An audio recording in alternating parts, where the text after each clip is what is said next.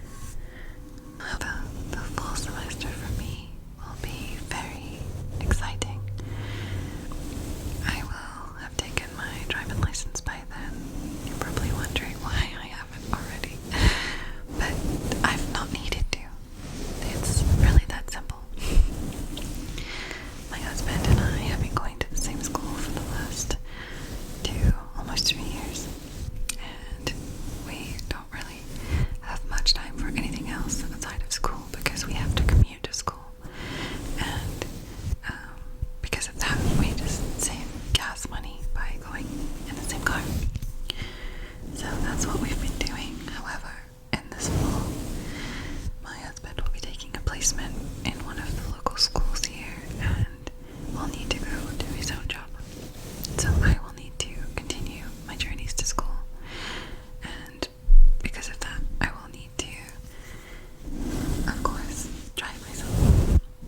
There's no public transport, sadly, otherwise I would resort to that because it would be cheaper. Unfortunately, driving a car in the United States is quite expensive compared to what I'm used to, and my income is, well, not really going to cover it, but that's okay. This is something that's necessary and a life change, but it is something, that is an experience, and I'm sure it will be very uncomfortable in the beginning since it requires me to do canyon driving, which my little old British self is really not used to. I'm used to riding in the car on canyons, but not being the person driving or controlling the car. So I will be practicing that plenty over the summer semester and making sure I'm plenty comfortable before I dedicate myself to any kind of dangerous driving. I realize for many Americans that is a total joke and you guys navigate that like it's nothing, but for me, I want to be safe for all people around me and myself. So I will practice when the roads are most empty, which is during the summer, since my school road is mostly used by students. And that would be very helpful if I can just practice a little. I hope that I'm not boring you all to death by my rambles. I'm very much enjoying some of this brushing noises anyways, because I have my headphones in so I can hear what you guys are hearing, and I like it, but I hope the recording comes out well. The last thing I need is for this recording to go everywhere after I've explained a lot of things that I'm sure if I were to repeat would sound superficial. Well, I do hope that you guys have been well also, and that you've had some fabulously rainy weather. I do miss the rain a lot, especially now that it's summer here in California. It's not my ideal cup of tea. I prefer moody weather and not so bright. My eyes hurt all the time. So it would be very nice if I could just go somewhere with 4 seasons and, basically English weather, which I realize a lot of you think is basically 90% rain, which is not accurate actually. Maybe in the north, but not in the south where I used to live.